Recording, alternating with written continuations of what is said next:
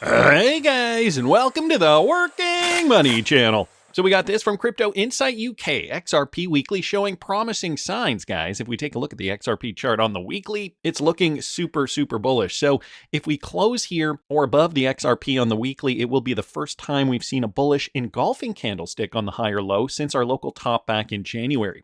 Guys, take a look at this chart here. So this is the engulfing bullish candlestick. That is when the bullish candlestick does engulf the previous one before that, so that would be the red one. So a larger body than the previous red bearish candlestick. He goes on to say this could suggest that we are finishing our recent consolidation and accumulation phase. The next few days, guys, it's going to be important to take a look at the RSI and monitor that very closely. They could create a weekly bullish cross on the RSI and the stochastic RSI.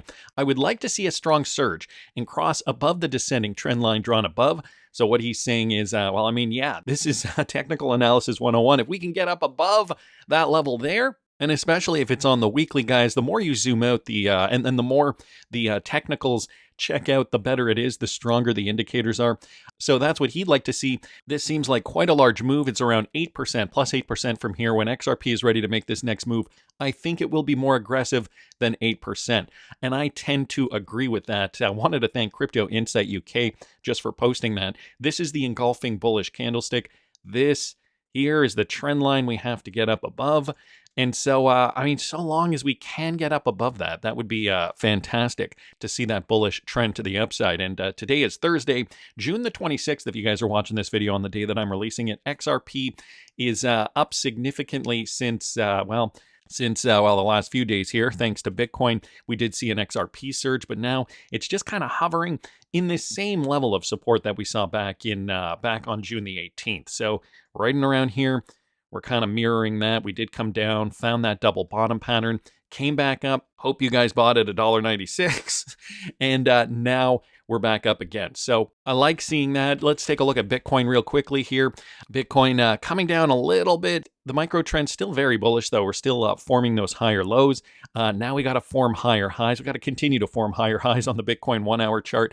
Let's take a look at Bitcoin on the daily, though. And the daily still looking very promising. The last 3 days have been bullish, and today has just begun. So it is still indecisive. That could turn around at any moment. Some more indicators to be paying attention to. Chad Steingraber posting this. Here's the latest M2 12-week lead time for M2 money supply. So 12-week lead time, we are also seeing that moving upward. We have seen that move upward for crypto, or rather the Bitcoin price. So it is mimicking the M2 money supply. Guys, this is what we need to see in order to get cryptocurrencies up. You can see fear and greed is slowly moving to the greed side. We're smack dab in the middle at 50. Market cap is up by just over 0.5%. CMC 100 is also up. Alt season, let's not even talk about it yet. Bitcoin dominance does have to go down. Market is fairly flat today. I mean, if we were to just take a look at a general snapshot of the market, we got some green, we've got some red, but by and large, we haven't seen many cryptocurrencies making any significant gains today. It's okay, though. We're just getting set up for this next push to the upside. Coinme, the Seattle-based crypto company cash exchange, just announced on June the 25th that it has added XRP and Solana to the list of cryptocurrencies that users can buy and sell with cash at more than 28,000 Coinme-powered retail locations in the US. Guys, this courtesy of Michael Branch. So now you can go to a physical location and purchase XRP and Solana at more than 28,000 retail locations. So this is a crypto, it's almost like a crypto ATM. The platform is one of the few regulated cash-based on-ramps to XRP and Solana in the United States. XRP and Solana are essentially networks in the crypto economy, and we're making them available in a way that's accessible to everyone, whether purchasing $20 in cash at a local store or buying crypto through our mobile app. So you guys can also use their mobile app. I mean, I don't know why you do that. I think, if you're on the road and you see a Coinme pavilion or one of those machines, you can instantly feed in a bill and it will spit out some XRP, probably in the form of a QR code. So that's interesting.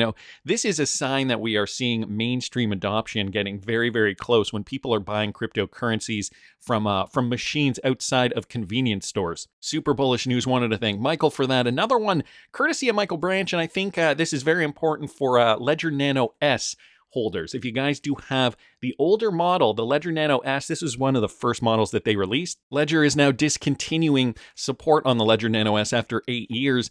And the crypto community getting a little upset about that. I mean, it is older technology. This was my first crypto wallet too. I have since recently upgraded to the Ledger Nano S Plus. And I know for some people like us, some of the criticisms down here are the fact that these people purchased the Ledger Nano S maybe 7-8 years ago, and they haven't touched it since. Maybe they haven't even updated it. And so, I mean, like with everything computer hardware related, stuff gets out of date. And you don't want your cryptocurrency to be prone to hacks, do you? Well, guys, if you are looking to replace your Ledger Nano, I do have an affiliate link in the description of the video. You can use it if you want. You don't have to use it. I have it there for ease of use, but I love the Ledger Nano. I love the products. I have been upgrading. I've only upgraded once to the Ledger Nano S Plus. I find that it is a pretty good alternative. You can custody more cryptocurrencies on there. I have never looked back, and I've never had a problem with Ledger Nano. So check it out, guys. Keep your cryptocurrency safe, not your keys, not your crypto. And if you choose to go with another product, that's cool too. I mean, so long as you keep your crypto safe, the biggest thing, I think, don't let this distract you. The biggest thing is to keep your crypto safe, to make sure you are custodying it on your own, because if whatever exchange you're trading on were to ever get hacked and you have life-changing amounts on the exchange, you would probably never be able to forgive yourself. Anyway, you know where to find the Ledger Nano link. Wanted to thank Michael again just for posting that. Now, Eleanor Turret, guys, bringing this up. Crypto is being further legitimized by the Trump administration. Fannie and Freddie have been directed to explore counting crypto as reserves in mortgage applications without converting to USD. Only assets on U.S. regulated exchanges would qualify, with safeguards for volatility. This was a tweet from Pulte after significant studying, and in keeping with President Donald Trump's vision to make the United States the crypto capital of the world, today I ordered the great Fannie Mae and Freddie Mac to prepare their businesses to count cryptocurrency as an asset for mortgage. Guys, here it is, the U.S. Federal Housing FHFA. In the past, cryptocurrency has not been typically considered in a mortgage risk assessment process for mortgage loans delivered to enterprises without converting the cryptocurrency to US dollars. And so the U.S. Federal House FHFA has now determined that the consideration of additional borrower assets in the enterprise's single-family mortgage loan risk assessments may enable the enterprises to assess the full spectrum of assets, information available for reserves, and to facilitate sustainable home ownership to creditworthy borrowers. So guys, if you are looking to purchase a house and you need a mortgage, now you can use your cryptocurrency as collateral, or they will take a look at that and consider it as part of your assets that you can use to borrow against the purchase of the house. U.S. Federal Housing FHFA, as conservator, hereby directs each enterprise to prepare a proposal for consideration of cryptocurrency as an asset for reserves in their respective single-family mortgage loan risk assessments without conversion of said cryptocurrency to U.S. dollars. Each enterprise is directed to consider only cryptocurrency assets that can be evidenced and stored on a U.S. regulated centralized exchange subject to all applicable laws. Additionally, each enterprise is directed to consider additional risk mitigants to their own assessment, including adjustments for market volatility and ensuring sufficient risk-based adjustments to the share of reserves comprised of cryptocurrency. Prior to implementing any changes, each enterprise must submit and receive approval from its board of directors prior to submission to U.S. Federal Housing FHFA for review. So that was dated yesterday, June the 25th, 2025.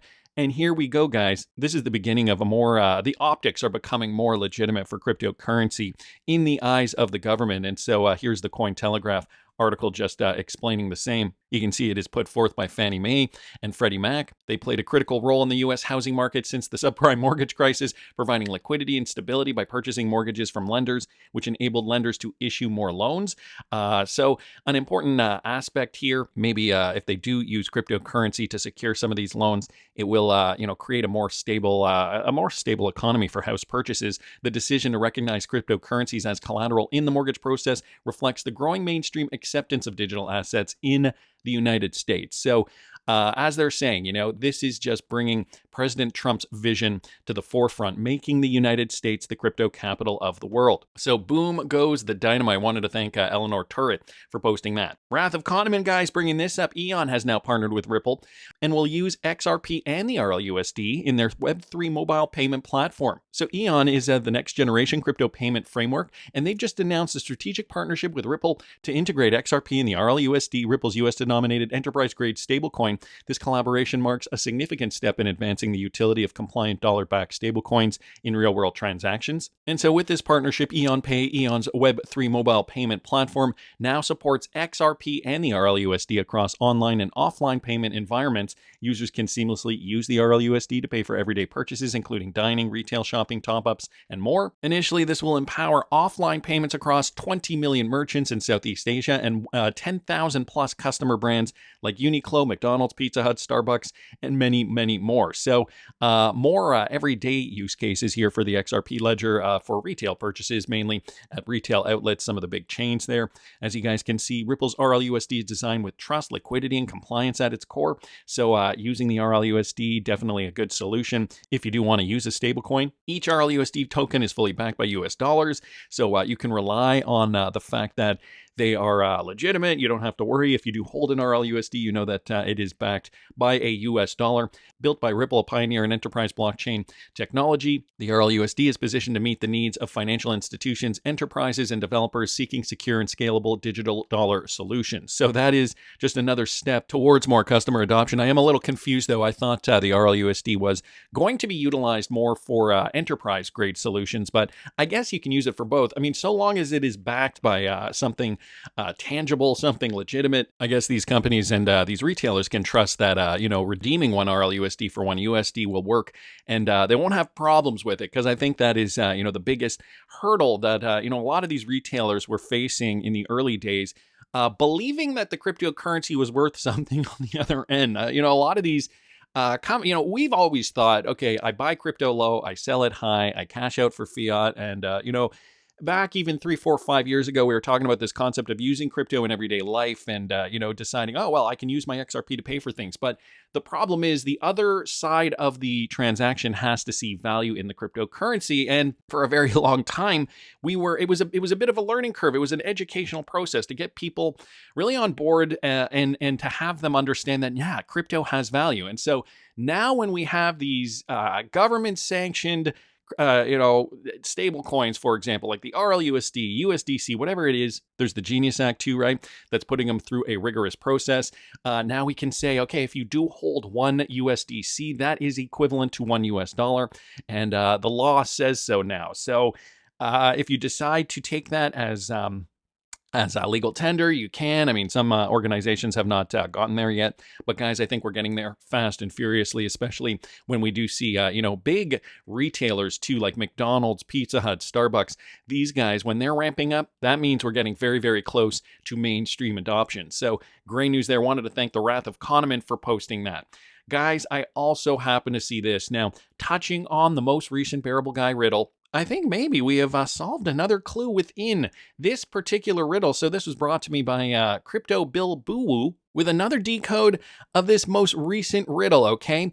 So what he is assuming here is that this path to the kingdom, that is the hidden road acquisition. That is essentially now Ripple's golden ticket to really kind of expand XRP at scale because of the custody and prime brokerage business. So let's go back to this, okay? He was retweeting out DTCC's tweet from yesterday. Okay, DTCC's Central Securities Depository has now recently achieved a remarkable milestone by surpassing $100 trillion in assets. And if you guys remember, I did do a recent video on how this is connected to Ripple. And I'll see if I can find that. I'll link that up here. Follow below as we navigate our growth towards 100 trillion and read more about this milestone through our recent press release. So that is all listed there. I will link this in the description for you. So guys, could the castle now represent DTCC? And what are these representations? Crypto Bill Boo was saying that this one could have represented Swift. And what about the other castle? Now, this was the first castle from the first riddle.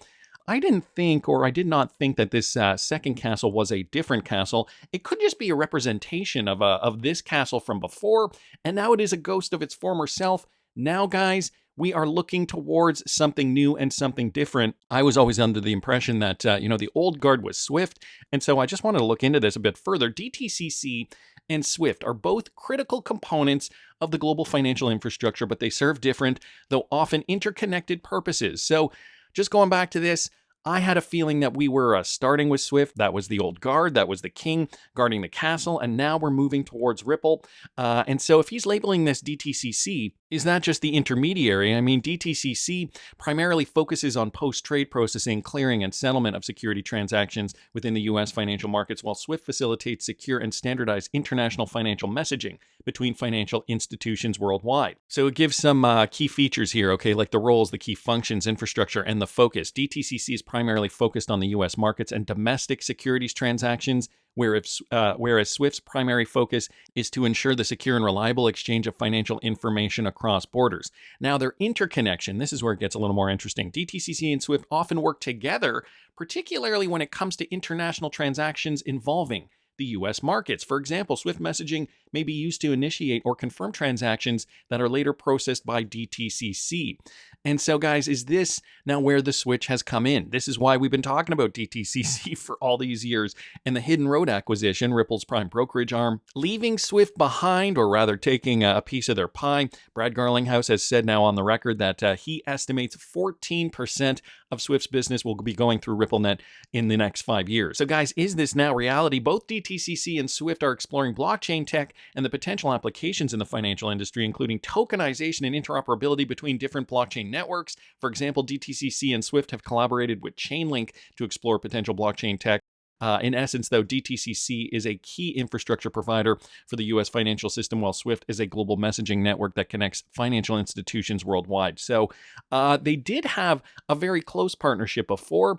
But guys, now that Ripple's in the picture, and now that we know the system is changing, I know they mentioned Chainlink in that AI-generated post, but when you dig deeper, the connections between DTCC, Ripple, we understand that Hidden Road has now really changed the game for Ripple. So are they leaving SWIFT behind? I think it will be a slow process. I don't think it's going to happen in one fell swoop. But, as we're seeing, the RLUSD gain more prominence, and as we're seeing the mainstream really embrace crypto, considering cryptocurrencies as collateral against your mortgage, I think the reality is here. I think we are seeing a more favorable outlook. And so let's buckle up. Let's lock in. Guys, are you ready for the blast off phase? I certainly am. For more information on where I think the market's going to go, you can follow me at patreon.com/workingmoneychannel. I also do have the Working Money Channel merch store if you guys want to purchase some Working Money Channel merch. But that's just my opinion. I want to hear what you guys think. Please subscribe to the channel if you haven't already. Like the video if you like the content I'm providing. I always love hearing your comments. See you in the next one, guys.